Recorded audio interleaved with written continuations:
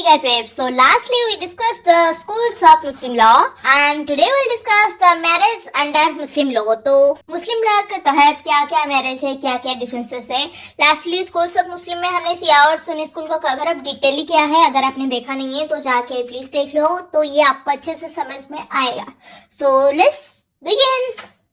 In pre-Islamic Arabia, the term nikah referred to a variety of sexual partnerships between men and women that were created under specific conditions. Marriage is seen as a civil transaction in Islamic law, and after marriage a woman retains her identity. She continues to be a unique member of the community. Her marriage doesn't grant anyone additional authority over her person or property beyond what is permitted by law. Even after marriage, women retain complete ownership of their rights and are free to alienate or transfer their property as they see fit without the husband's interference. She is free to make legally binding agreements with her spouse and, if required, to take legal action against him.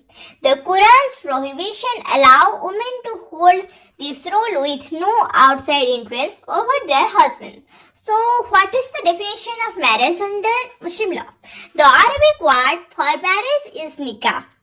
तो निकाह है Arabic word marriage के लिए Muslim law में. Also refers to the union of the sexes in law. Marriage is described in Baillie's summary as a contract to legalize sexual activity and childbearing. It is described as nikah in its primitive senses, which means charnel conjunction in Hidayah. So, what is the object of marriage?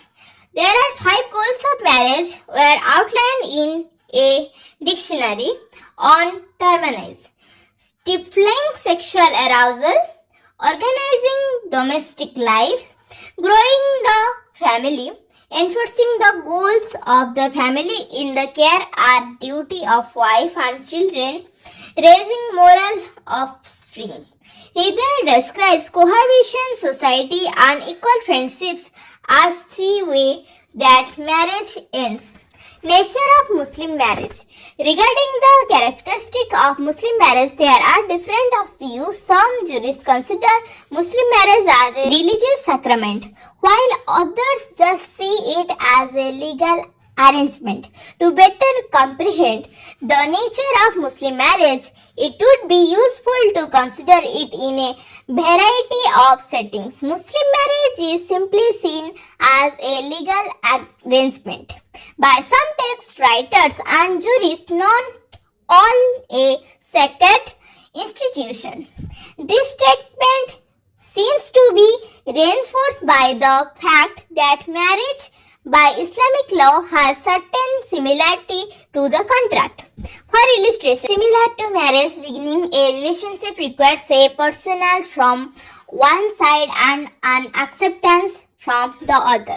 A marriage can't be formally entered into without the permission of both parties, and this consent should not be obtained via force, dishonesty, or any other unethical method. A marriage contract under Muslim law can be revoked by a juvenile upon reaching puberty, just as it can in the case of a contract signed by a guardian upon reaching the majority. The spouses of a Muslim marriage may agree to an ante-nuptial or post-nuptial agreement as long as it is appropriate and doesn't violate Islamic law.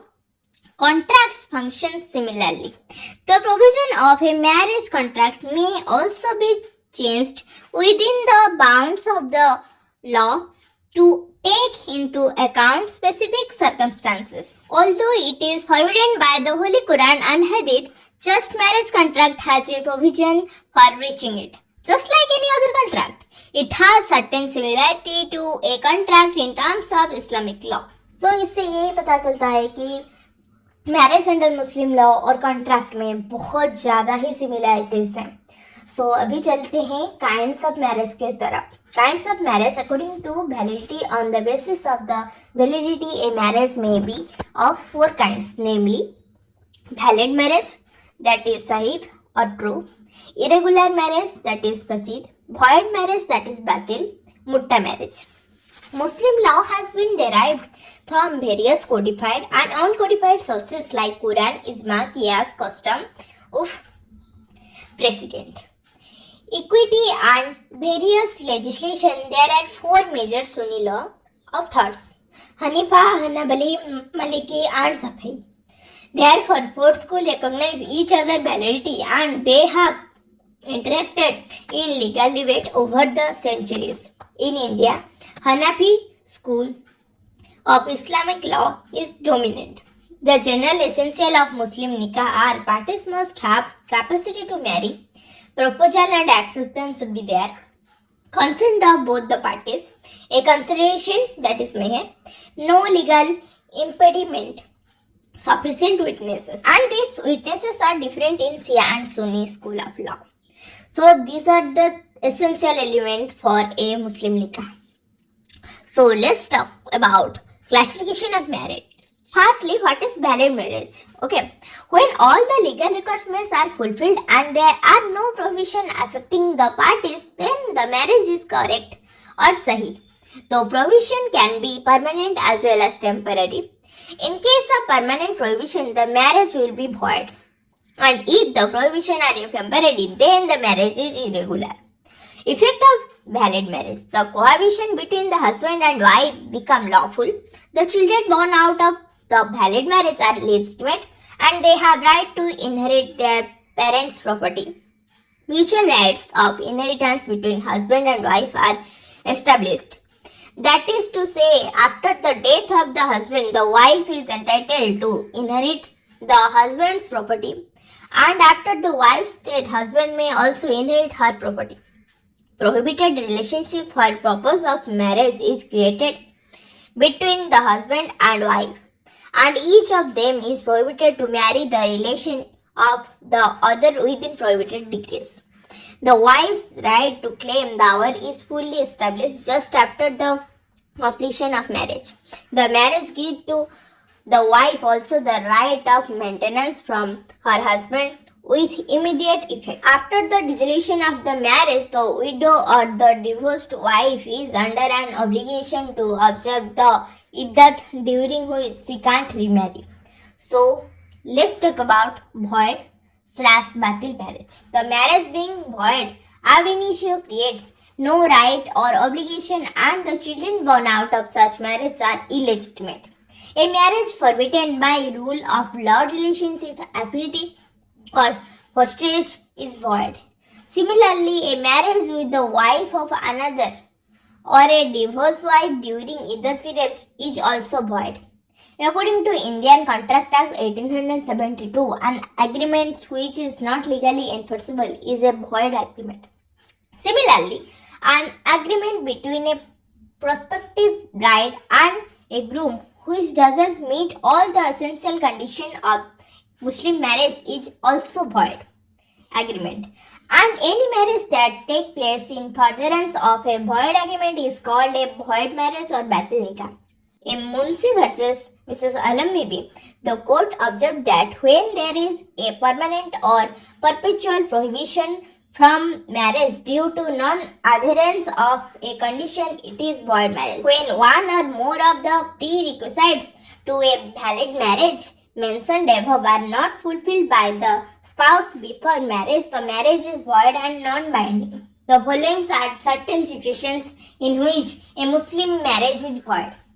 When a marriage takes place between persons who are absolutely incapable. Secondly, when a person marries to the wife of another man, when the marriage of the lady was subsisting. Thirdly, marrying more than 4 wives. In such a case, the fifth marriage is called as void. Marriage with non-Muslim is also one of the void marriage. And fifth one, in Tajal Bibi versus Bajur Sheikh, the court held that a marriage with a woman who is pregnant from before the marriage is void. The above mentioned list is more examples and not an exhaustive list of void marriages. The essential social and legal implication of void marriages are: the marriage is void ab initio, that is void from very first day of the marriage even if the marriage is consummated.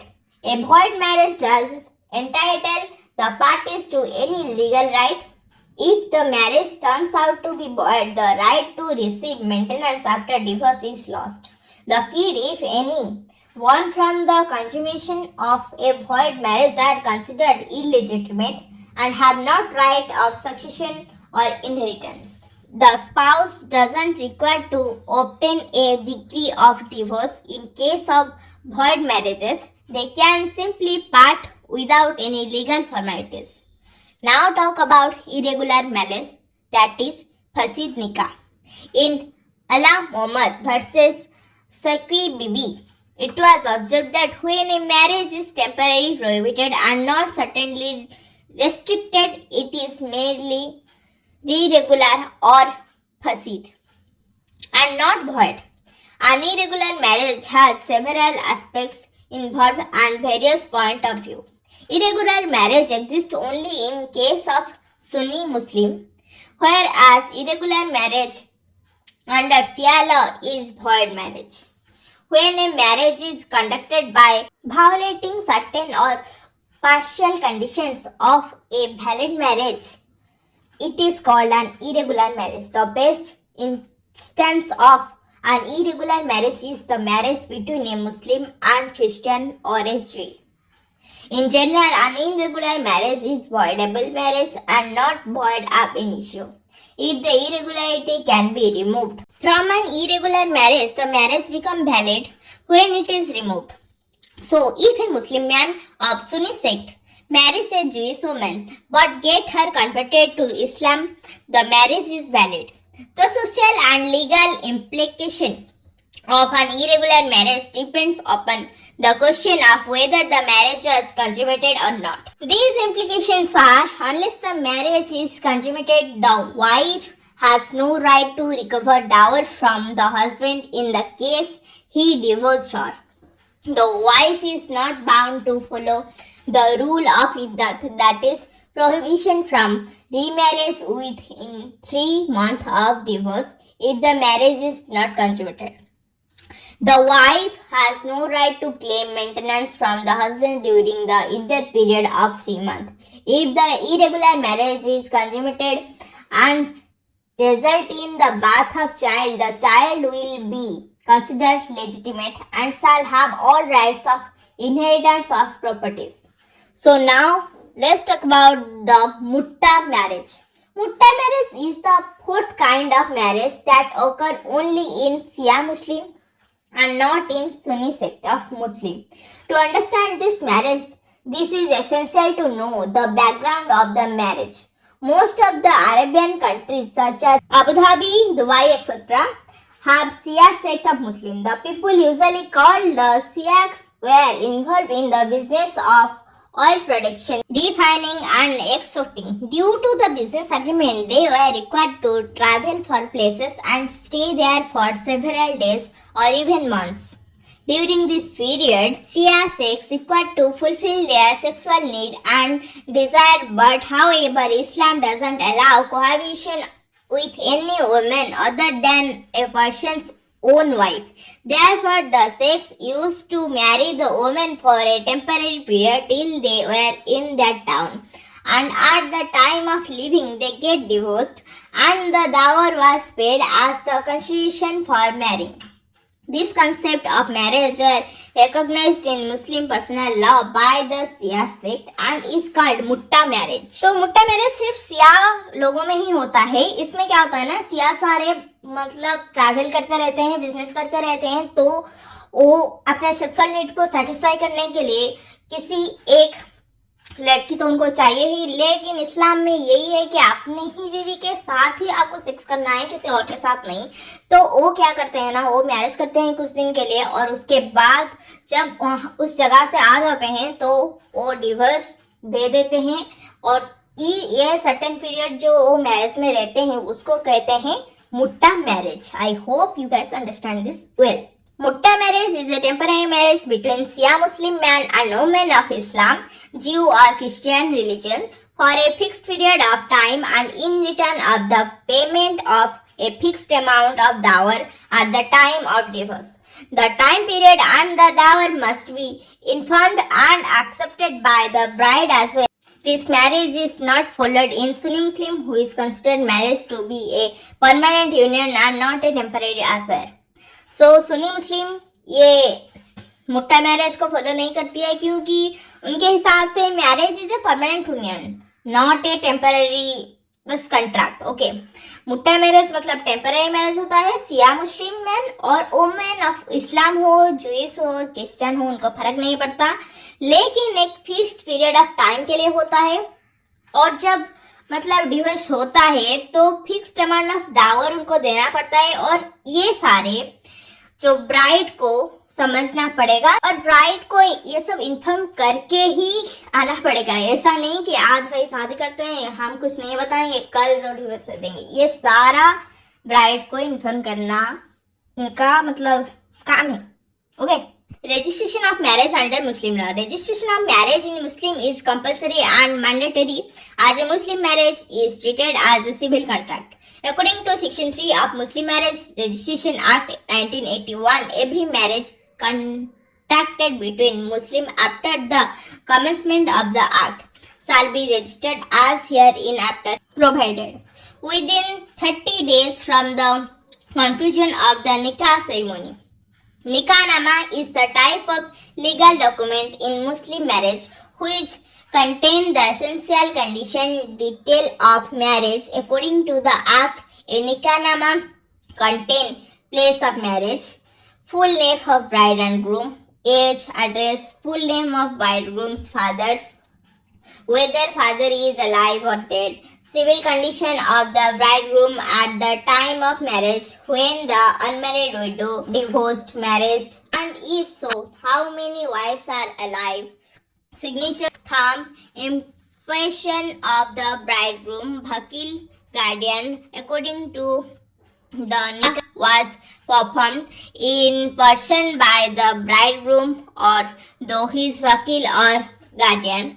Full name of nikahnaama, signature of the Khan, of dower amount, manner of payment of dower, name of witness with parentage, residence and address.